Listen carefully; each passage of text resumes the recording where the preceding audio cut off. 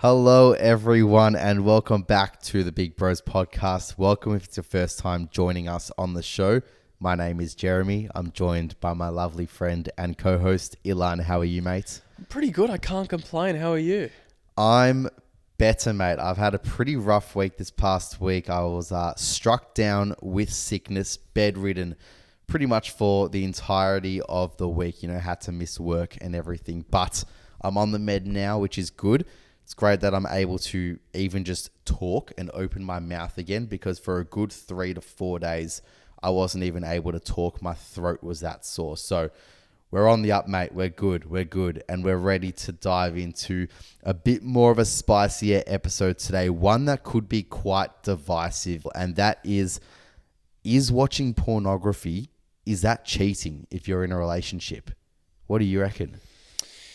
Depends. I think it really depends is my kind of preliminary response. Well, maybe we should define what cheating is first then. I agree. I think if we define cheating, it'll do a service to the discussion at hand. So cheating is the breaking of any set boundaries that are determined, or more specifically, sexual boundaries that are predetermined at the outset of a relationship. So anytime you do something that's behind your partner's back and you go and betray them, you could classify that as cheating. Now, cheating doesn't have to necessarily be physical. It can also be emotional cheating as well. It could be spiritual cheating. And it could even be financial cheating. So there's different ways that you could define cheating. But essentially the crux of it is doing something without the knowledge of your partner and doing it without their consent. Which is why it links into this potentially divisive topic with watching pornography, because we know that, by watching it, you're not engaging in the act itself with someone else. But, it feels wrong potentially for some people because you're watching something that is quite intimate that you're not a part of with your partner. So in a way, it might feel like there are tendencies of disloyalty here. But a lot of the opinions do differ with this topic, don't they? They do. I mean, before I say anything else, at the start of any new relationship, given how widespread and prominent pornography consumption is, it's probably worth having a discussion if it's something that you're okay with or if your partner's okay with it.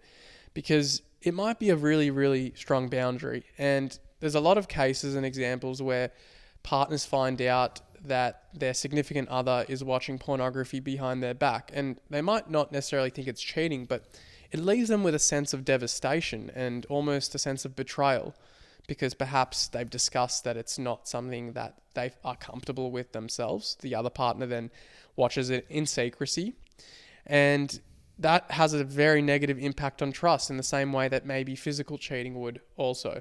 And it could be a source of a lot of relationship derailment. But I must say as well, I think if you have this discussion early on, it can save a lot of headaches as well, because you might have difference of opinion. Because it's not cheating if you both have nothing wrong with it. It's only cheating if you go behind your partner's back and do it. It's that act of secrecy that you mentioned that is the cheating aspect to it. I would think, the fact that if you're hiding the fact that you do it and you know that your partner doesn't want you to engage in that, you're doing it anyway, or say your partner wants to know what exactly you're watching and how exactly you're engaging in it, and you're extremely in denial with it and you do not want to tell them anything, that's where eyebrows start to raise. That's correct. But you know what? Let's play the hypothetical game, because let's say you're in a context where you haven't actually discussed whether relationship, or rather whether watching pornography is considered cheating. And you might not want to have that discussion, but you're entertaining the conversation and the dilemma within your own head. And there's a survey that found, and this is, I might be butchering the name here, but Neji et al. Published a research survey where they examined people's attitudes about porn and cheating. And they compared respondents in the US to respondents from Spain. So it was a bit of a cross-cultural study that they did.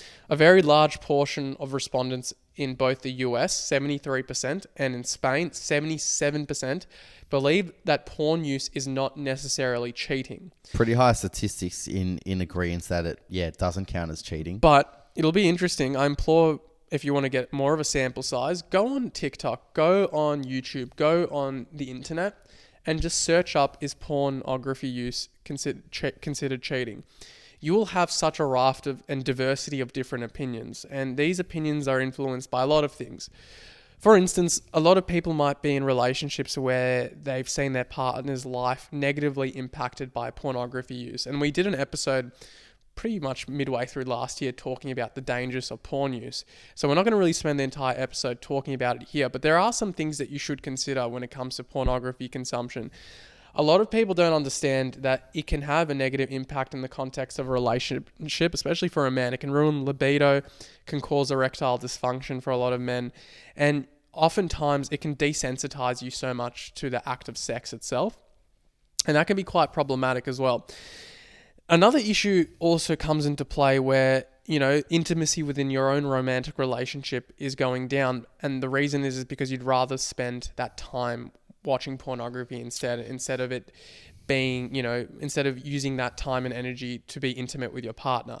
Well, that's where it's a complete, utter issue. Correct. And I want to talk about these things very, because these are almost like a precursor, because assuming you're also understanding of the fact that a lot of pornographic sites, that can be quite misogynistic. They have a very negative portrayal of women. It's important to understand all the dangers that come with pornography use, but assuming that it hasn't negatively impacted you, you're not using it as a way of kind of trying to fulfill validation in an area that hasn't been met before, then it's worth just having the discussion and asking, is there actually anything wrong with watching pornography within the context of a relationship? What do you think? Yeah, I think it's about that open communication with your partner, like you just said, because if you both are in a relationship where you're both pretty much against it and you don't want to engage in those things for whatever your reasons are, then just refrain from it. Whether you believe it's cheating or not, if you just think it's wrong, I think just thinking it's wrong is a good enough reason to just not be engaging in it. And we can see from those results there that in America and in Spain in that recent study that 3/4 of the population don't see it as an issue. But you know what? That means that there's still 1/4 of the population that still do see it as an issue. And like you said, on sites like TikTok and Instagram, there are still a lot of people speaking out about that they do see it as an issue. So I think it just comes down to having that conversation with your partner, whether you see it as cheating, whether you don't see it as cheating. But I think just seeing it as something that you guys don't support is enough to just kind of stop thinking about it and to stop engaging in it. I think it's such a nuanced topic as well, because a lot of people may have misconceptions as well about what pornography is, why the person is watching pornography, and everyone's a little bit different. And I'm happy to explore some of those reasons shortly, but I think it's also important to remember that I would never, ever belittle anyone for believing that it's cheating or feeling a sense of betrayal, because those feelings are really, really valid, in my opinion. I think that there's a lot of individuals whose lives have been ruined by watching pornography. It turns into all-out addiction for some people, ruins their functioning. And I think for a lot of people, it would serve as there's a lot of valid reasons why they wouldn't want their partner watching or consuming adult content. And some of the reasons, when fleshing this topic out were the following. And one of them, and I don't think should be a specific issue, but for some people it might be. And the idea is that they're exploring sex without you, especially if they're, self-stimulating in the process. There's an idea maybe that, if you're in a relationship with someone, why would they want to be self-stimulating or exploring the whole idea of the sexual landscape without you? I don't personally think that's big of a deal. I don't think that's cheating in the slightest. I think, nowadays in a very sex positive culture, there's a lot of encouragement that people, explore themselves, explore their sexuality, learn about what they want. I think that's just part of the sex positive movement. So I don't think that is the most valid argument against watching pornography. Because it's just also fulfilling an urge at the end of the day as well, a sexual urge perhaps. Well, the whole saying is use it or you risk losing it. And, some people might argue, well, you don't necessarily need pornography for that, and granted that's true, but it's just the tail. It's at the end of the day, it's a vehicle that helps accomplish that. So we're not here. No one's outright saying you shouldn't be self-stimulating unless you're prescribed to very strict religious doctrines that tell you that fornication is wrong. But with that being said, there's other reasons as well. And this is where I see a very valid argument against pornography in relationships, and it's the idea that maybe your partner is fantasizing about having sex with people who are not you.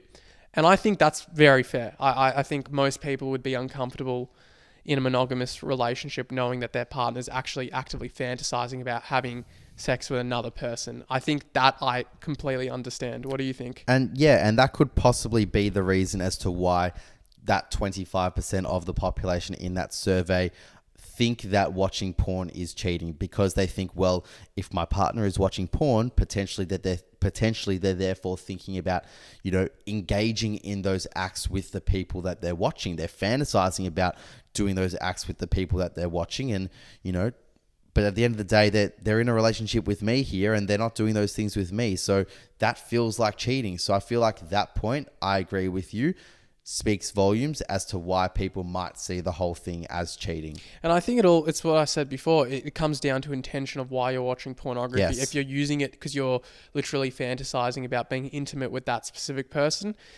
it's probably not the most appropriate in the context of a monogamous relationship. But there's a lot of reasons why people watch pornography, and that's not necessarily a reason why. And we'll talk about more of that a bit later on.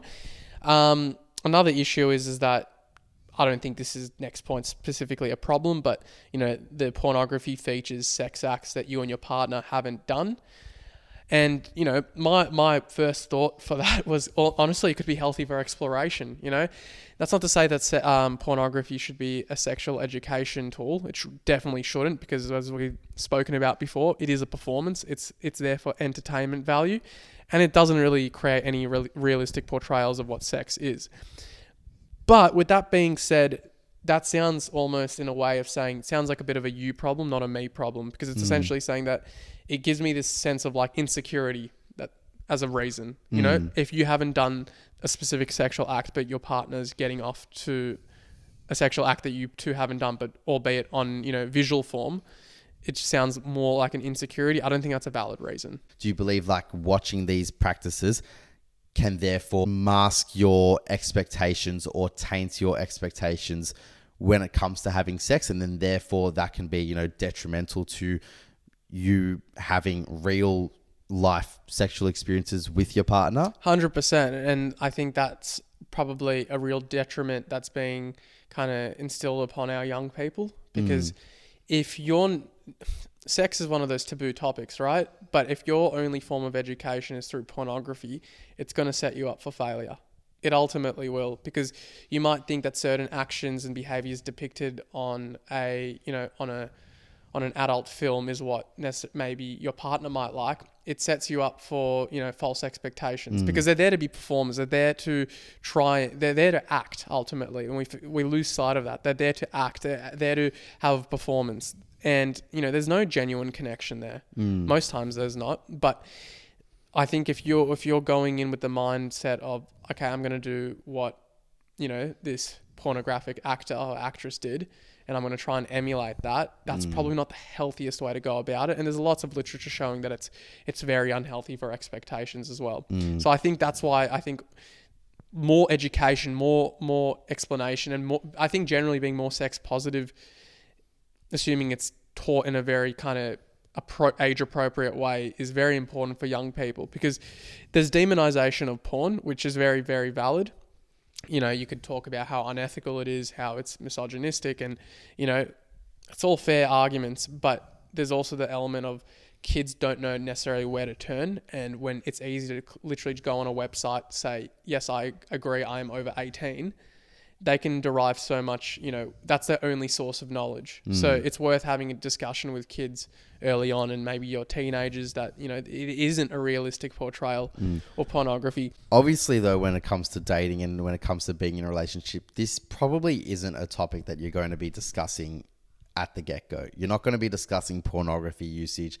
You're not going to be discussing whether you engage in it, whether you're not going to be asking whether your partner engages in it. It's probably something that comes along the lines of conversation well into actually getting to know each other. And it might not even be a topic that ever gets really brought to the surface or asked about. Assuming that it does come to the surface and this is a conversation that you guys do have, what happens in terms of the navigation of this topic if, your partner was to tell you, yeah, I believe watching porn whilst in a relationship is cheating, and, this might be something that you've been doing, or you just disagree with your partner in this moment. How do you reckon you navigate that then when there is a disagreement as to how you both view this topic? Great question. I think, first of all, you also follow up and ask, well, do you think that self-stimulation outside of, any intimacy between us is appropriate as well? Because they might say it is, they might say it's not, right? Irrespective, though, you also have your own boundaries and you've got your own needs. And if there's a conflict between those needs, are you really willing to sacrifice the trust of that relationship? Are you willing to go behind this partner's back just to fulfill that need? So I think it's probably worth, that's why it's good having this discussion early on to be on the same page. But if you aren't willing to compromise on it and they're not willing to compromise on it, and this is a fundamental value, which, in most cases it will be, then you got to reevaluate if it's the right relationship for you. Because at the end of the day, that person's viewing your consumption of pornography as cheating. And there's no amount of mental gymnastics you can do to try and convince them otherwise. And you shouldn't really try and convince them otherwise. It's their own values and you should respect that. But by the same token, that's a two-way street. So if you don't believe it's cheating and you believe that, it has a net positive onto your life in some capacity, then they shouldn't try and convince you otherwise.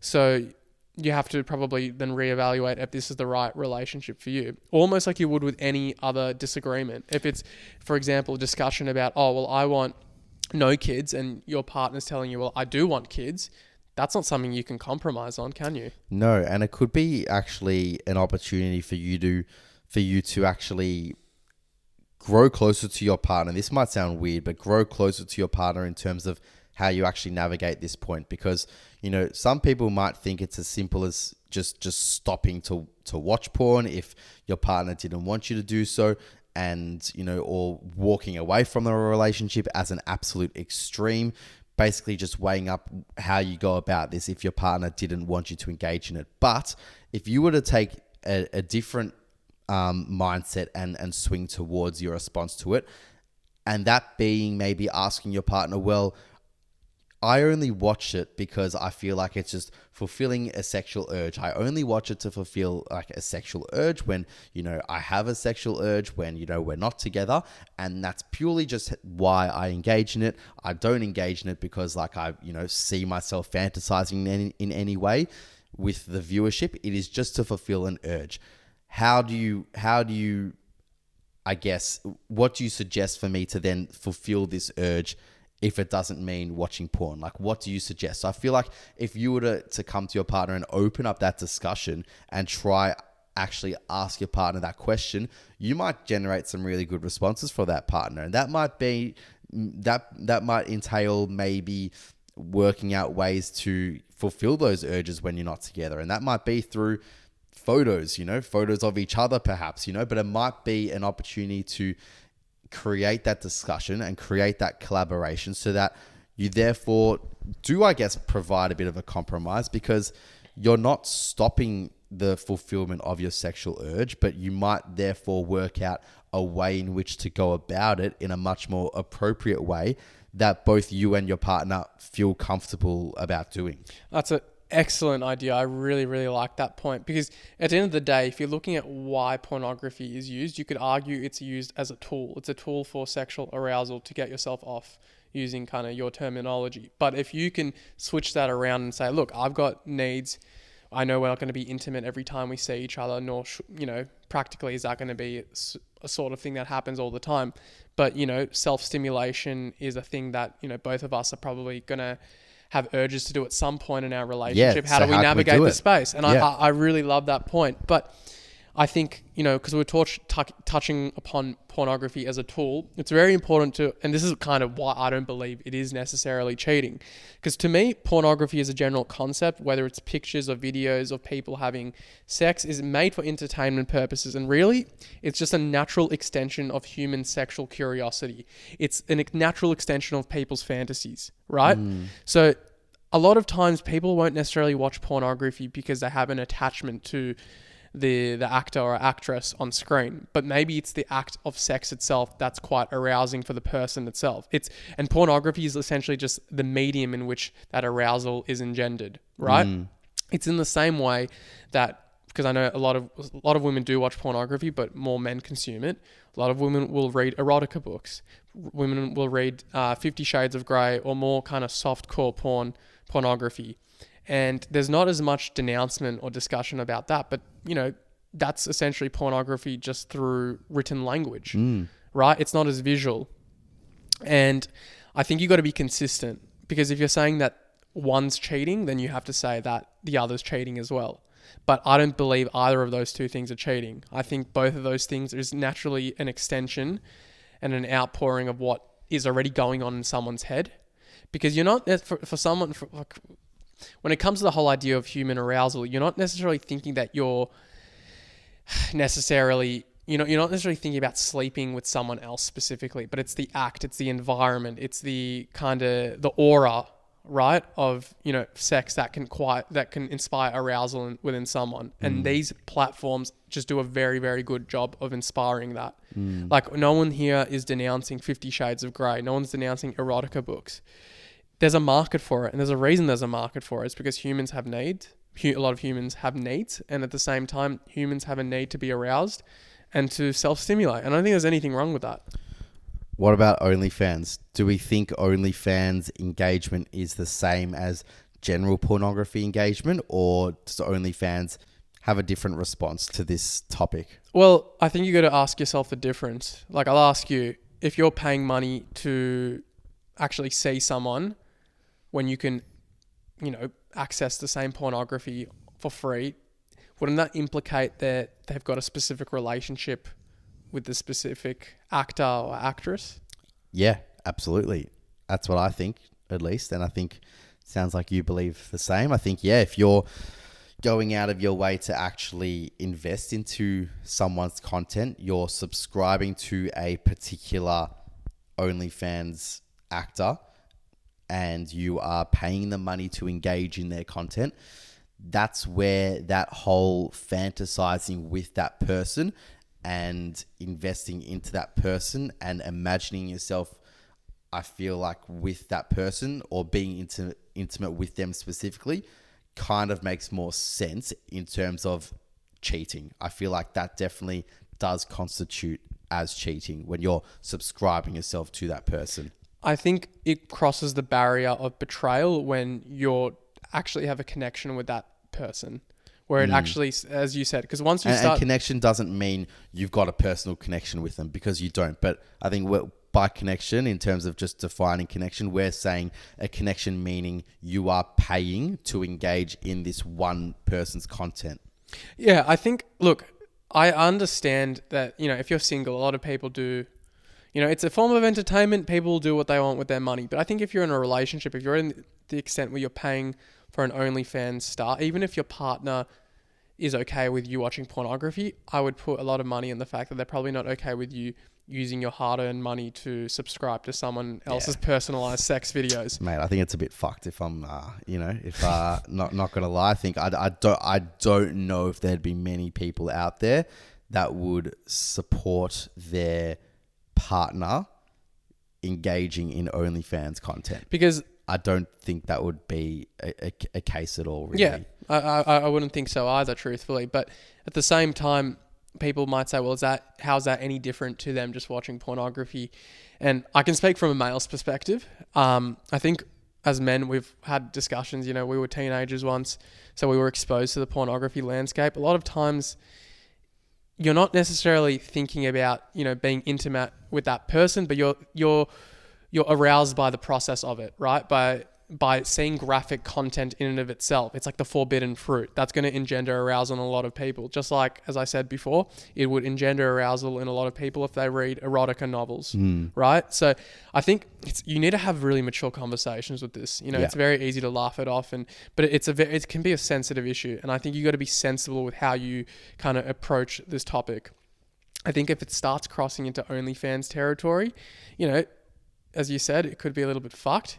And I don't necessarily disagree with you. I think if you're using that money, instead of wanting to reallocate that investment to potentially go on a date night with your partner and reinvest that back into your relationship, then I see that as a bit, disrespectful in my opinion. With that being said though, if pornography is used as a healthy adjunct or even a tool, it can be helpful for some couples as well. Yeah, but I think it's just about working out, well, how do you use it to one, still, I guess, benefit you and to, I guess, fulfill an urge, but then fulfill an urge that your partner is comfortable with you fulfilling. So about the way in which you go about doing so. And that's where, that discussion that we had before about having that open conversation with your partner and talking about how you both can fulfill each other's urges when you're not together. Say you were doing a long distance relationship, right? That's a long time of not fulfilling each other's sexual urges together, but working out, okay, well, we're not together, but how can we still fulfill our sexual urges? Is it through photo content? Is it through maybe phone calls with one another? Like sexy phone calls with one another? Is it something like that? So working out how in which you go about it. I don't think there'd be many people that would support their partner in subscribing to OnlyFans content, because like you said, that's a monetary investment into a particular person at the end of the day. And to me, that definitely feels like cheating. I would agree. I think there you draw the line quite easily, because you're literally subscribing to someone else. I think I don't think any more expansion of that has to be done. But, at the same time, a lot of couples, it's not uncommon for some couples to spice things up in the bedroom by watching adult content together. And it's not because they necessarily want to have, intimacy with the people on screen. But as I said before, it's the whole act of it. It's the environment. It's the erotic nature of it that engenders arousal. And, it's one of those things, in order to have, for people to have a healthy, intimate relationship, to have really good sex, it might require for the oven to be preheated before. And, that's like a very politically correct, I'd say, analogy, but it's true. And I think if pornography can be used in a healthy way like that, each to their own, horses for courses, right? And I don't think anyone should be shunned for having an opinion that's necessarily different to ours, or even having an opinion that's maintained as ours. I think it's a very sensitive topic, and I think being able to approach the topic with maturity is the best thing you can do. And I guess to sum up the episode, do you want to just quickly kind of revisit what you said before about balancing out those balancing out those strategies when you are having that discussion early on about whether pornography use and consumption is a deal breaker? How do you go about it? Yeah, well, it's exactly that. I think it's just about talking to your partner about how you guys can fulfill your sexual urges when you aren't together. Because we know that when you are together, you're going to be fulfilling each other's sexual urges. But when you aren't together, how are you doing that? And, is it just through giving the green light of saying, yeah, watch your porn, have your tug, whatever fulfills you, that's all good. Whatever floats your boat doesn't worry me. Is it as simple as that? Or is it, actually having a bit more of a conversation about, well, you know what? I don't really feel that comfortable about you watching porn, but, I'd be happy to maybe send you a photo or two. I'd be happy to maybe phone call you if you had an urge, and, we can talk on the phone whilst you may be doing a few things. Like, each to their own, horses for courses, like you said, but have that conversation with your partner and talk about how you guys can respond, because it's human nature to have sexual urges. That we're sexual beings as humans. You're going to be having these sexual urges, and to think that your partner is not having those sexual urges is a bit naive, because you're going to be having sexual urges when you're not always together. So talk about what you guys can do when you're not together to fulfill those, and I think it'll only create a much more closer environment for the two of you. You'll feel a lot more collaborative with one another, because you just know what page each other is both on, and there's none of that taboo. You're completely removing that taboo of the topic, because you're talking about it and you're discussing it and you're reaching a happy place for the both of you. And I think having that open discussion is actually going to be quite exciting for a lot of couples, because it's that forbidden fruit. It's a taboo topic, but when you're able to kind of be almost positive and speak about a topic with no limits, I think it actually presents as an opportunity for growth for that relationship. So I really, really respect and like the point you brought up before. On that note, guys, if you've been enjoying our content, please don't hesitate in rating us 5 stars. It helps us produce the best possible content. We know that we've got some lovely and loyal listeners. And if you haven't subscribed to our YouTube, please do so. If you haven't subscribed to our Spotify or us on Apple Podcasts, please do so. And if you're feeling generous, why not even write us a review? We'll be happy to even do a shout out for any lovely reviewers. On that Absolutely. note, have a lovely and happy Tuesday and rest of your week. Bye-bye.